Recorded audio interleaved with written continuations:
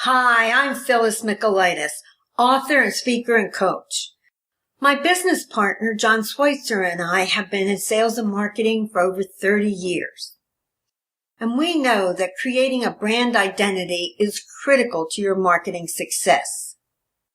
Did you realize that your prospects receive 3,000 to 5,000 marketing messages every day?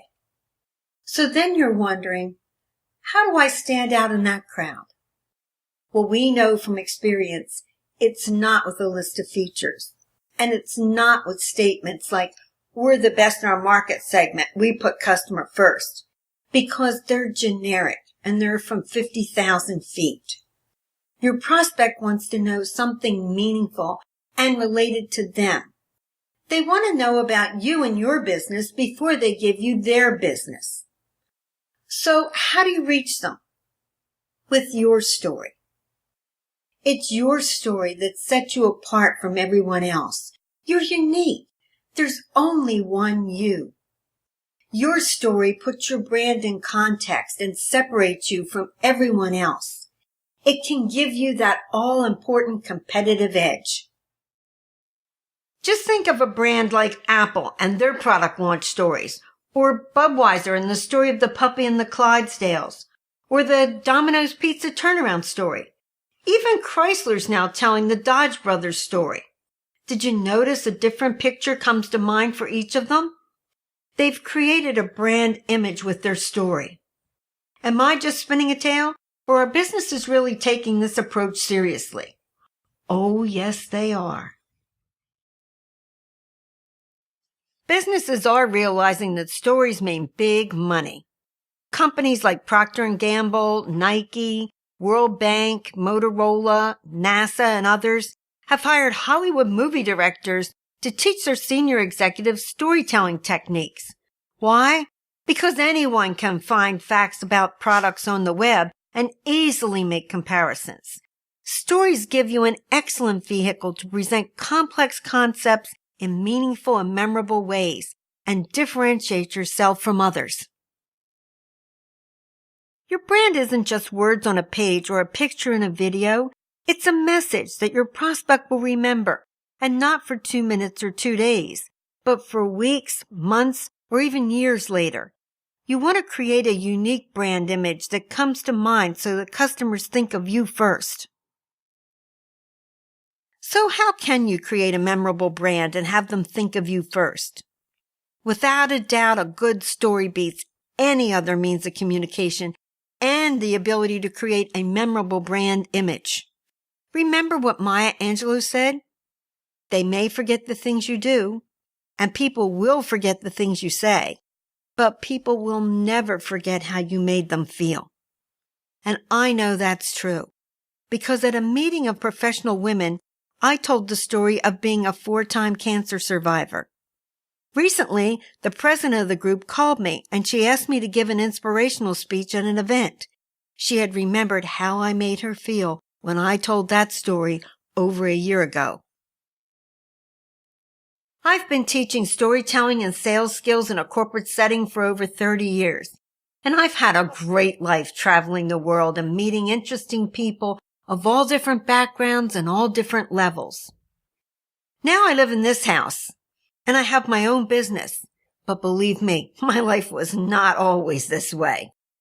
When my husband and I separated, I was attending the University of Delaware and I was raising my 2 daughters, ages 7 and 9. And immediately, my life became increasingly difficult. I had an old red Chevy that I drove into the gas station and said, "Fill up the oil, check the gas." Here I was, a single mom and no income. I needed a job fast. Fortunately, I got a permanent job as an interviewer at the local franchise of a temp agency. Soon I was juggling work at the agency, Saturdays as a maid for a retired executive, sewing clothes and selling Avon products. Oh, how I longed for some financial success. When a sales rep opportunity opened up at the company, I jumped at it, because I knew I'd make more money and I'd have more time with my girls. The only problem was there was no training for sales. So I bought books, I bought tapes, Then I joined a group of salespeople that met every Thursday morning for breakfast. We exchanged hints and tips and upon occasion a lead. I learned very quickly how to do the sales process, and I learned the sales skills as well as how to use my storytelling to grow the business more than the salesmen in the other franchise cities. Eventually, I felt more confident and stronger. Remember, I came from being a single mom with no job. And I made an appointment with the owner of the company to ask for a raise to earn close to what the men were earning. Because after all, I was selling more. When I asked her for the raise, she said, "What? You get child support. Why should I give you a raise?" I was aghast and totally crushed. With her response, I knew there was no future for me in that company, and I decided to look for a job where I would get pay based on performance. And eventually, I got a job with Xerox through the production manager. Vince, the production manager, had been my customer at the temporary agency. He was an interesting guy, kind of a burly man. He liked the pinups and he liked to go for a beer after work, but he did a fabulous job and he had a heart of gold. Vince took my resume and gave it to the sales manager up in Philly. And he promised to keep it a secret because I couldn't afford to lose my job. If I were looking for another job and lost it, I had no financial backup from my family. He was a wonderful guy to do that for me. Tom, the sales manager, was impressed with my results and my ethics. At lunch, Tom offered me the job. But when I gave my notice to the franchise owner, she said, "You're not thinking straight. You'll never make it in a big company like Xerox, and we won't take you back. Go home and think it over." Fortunately, my friend Norman said to me, "Xerox has the best reputation in training. Take the job. Even if you don't make it, what you'll learn there will allow you to get a better job than the one you have now." Well, not only did I make it, but I consistently won multiple awards for sales, and I eventually became responsible for global sales and technical training for the largest Xerox network products. When Xerox began to downsize, I opted to take an early retirement package and start my own business. It was a challenge at first because I didn't have any brand identity and no customers. At Xerox, when you had a prospect, they knew the company and they knew the reputation. But now I was starting from the beginning. However, my sales and storytelling skills helped me to get appointments and to grow my business.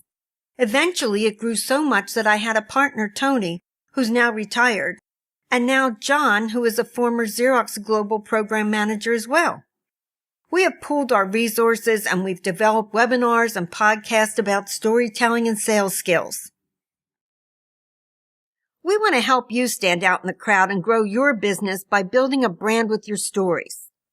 When you share stories of your experiences, your listener's brain decodes those words into meaning, and the experience can be transformational for the listener.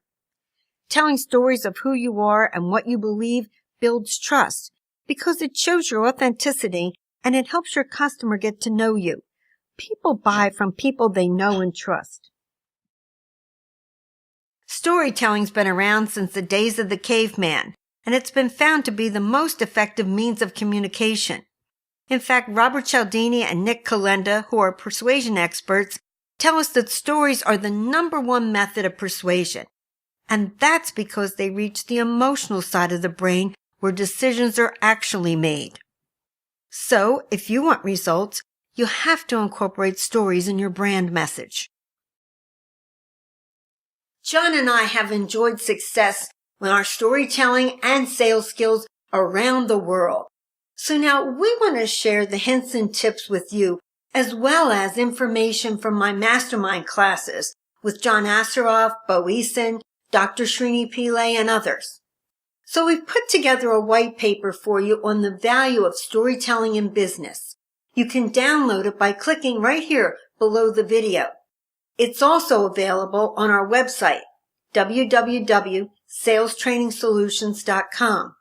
There you'll find not only the white paper, but also our podcasts, which are published every Thursday, our newsletter, which is published every other Wednesday, and then there's also a list of blog posts. We hope you find the information helpful, and thank you for joining us today.